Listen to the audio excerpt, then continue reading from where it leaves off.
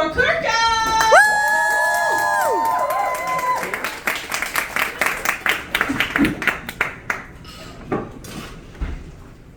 Hello? I'm going to try to touch it and see if it works. The last one broke when I touched it, so stay away from the speaker. Hi, I'm Katie. How you doing? Woo! This is my 7th time on stage, which is a magic number. And the number of people in here is pretty magic too. I don't think I've performed in front of this many people before. I am a breeder, a parent, not of dogs or cats or anything. I'm a breeder. I got a kid, and a step kid, and when I was preparing to have the child, I was doing a lot of reading, things that you can do to help make your life more inclusive for babies that might have different things. Because I wasn't getting any of the stuff figured out. I didn't even know if he was coming out with a penis or a vagina or both, or neither. Like, I didn't know what was coming out. I referred to the baby as the baby for 2 months after he was born. Because I was just so used to it. 9 months is a long time to just constantly say, the baby, the baby, the baby. Oh, he's a boy. Okay, I got a boy. I said to everybody, I said I didn't care what I was going to have, but I'm going to admit, I kind of wanted to have a girl, but only because I wanted to raise myself. The whole reason I became a parent was so that I could raise the child the way I wanted to be raised. For example, I love wearing men's clothes. And that was the biggest fight my mom and I had for several years.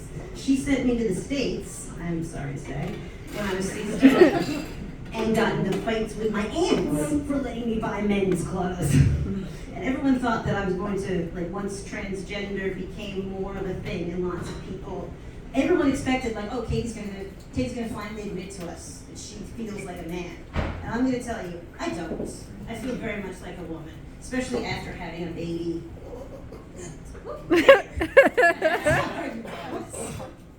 He, my child, he says he's a he, so that's why I say he. He's told me he's 7 now.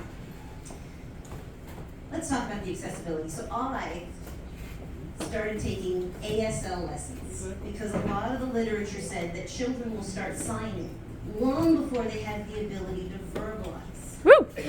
What I didn't realize that my child was not the average child.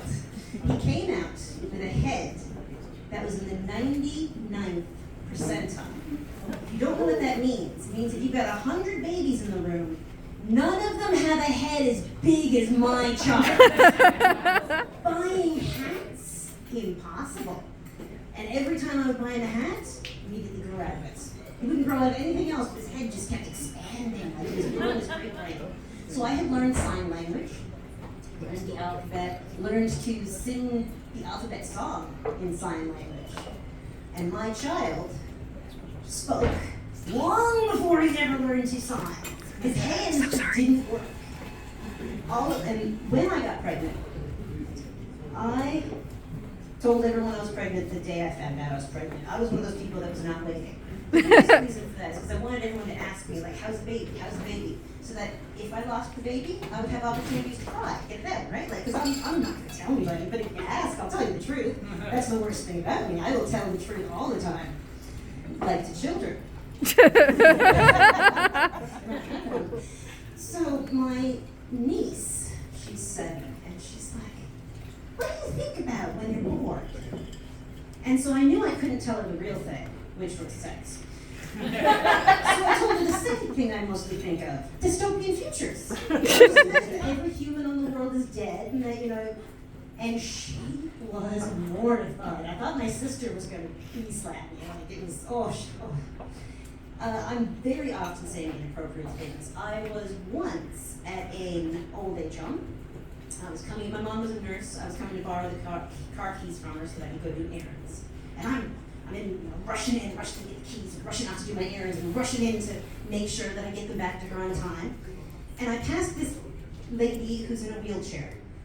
I passed her on my way in. I passed her on my way out. Several hours later, I passed her in the exact same spot. And she smiles at me and says, oh my goodness, you're in such a hurry, aren't you? And I said, well, if you stop moving, you die. And walked on. Thankfully, she didn't reach Yeah.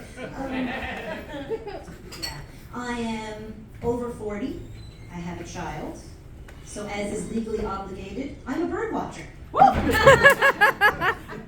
And springtime is a wonderful time to watch birds because free porn.